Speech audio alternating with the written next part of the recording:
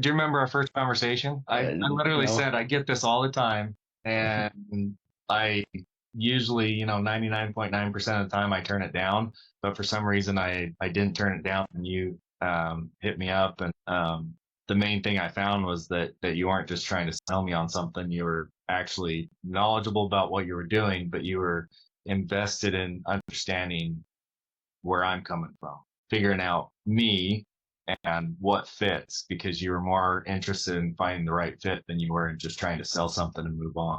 It's a long process, and nobody's going to pick out something that doesn't work for them. And I just don't know how people can be comfortable if it's not right for somebody.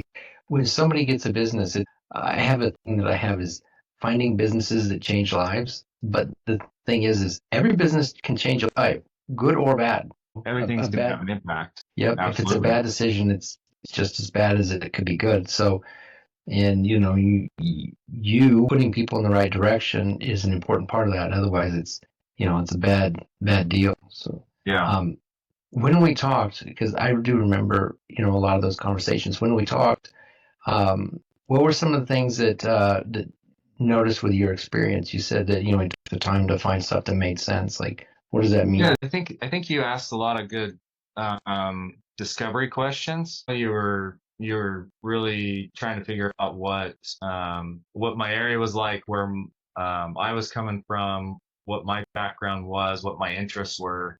I mean, you threw some things out there, but you took the time to listen to my feedback on what was interesting to me or really not interesting to me.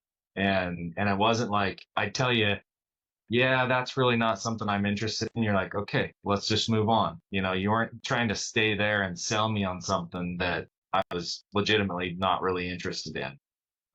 So I think there was a lot of genuineness behind what your discovery process was, trying to find the right fit. No, thank you. I appreciate that. Anything you would say to anybody who's considering working with me?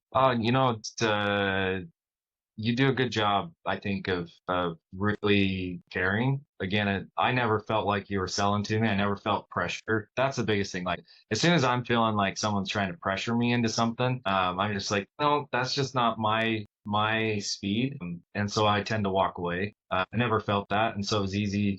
When you come up with something new, and hey, I want to throw this at you, I would answer the phone, right? And so for me, that was easy. The relationship part of it was good. We connected on a personal level, and that was good. And so, yeah, it's just easy to work with, easy to understand, and no pressure. So, I think finding the right fit, and it just comes with time, and you're willing to put in the time and investment to get there. Make sure it's Well, right. thanks, Dana. Hey, any advice you would have to somebody who's looking into a franchise? Like, what were some things that you thought were important for people to consider when they're looking at buying a franchise? I think the most important thing, coming from my perspective, I don't know the ins and outs of franchising.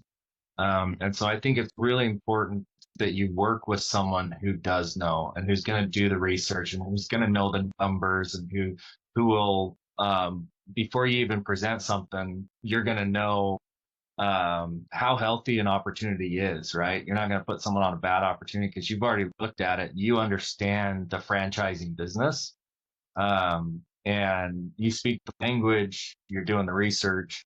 That was what was important for me, is working with someone who I felt was really competent in that, who I knew had my interest in their interest, and wasn't going to sign me up for something. Then I go, wait a minute, I didn't know about this. So that educational part of it, I think, is the most critical part of the relationship between someone like you and I.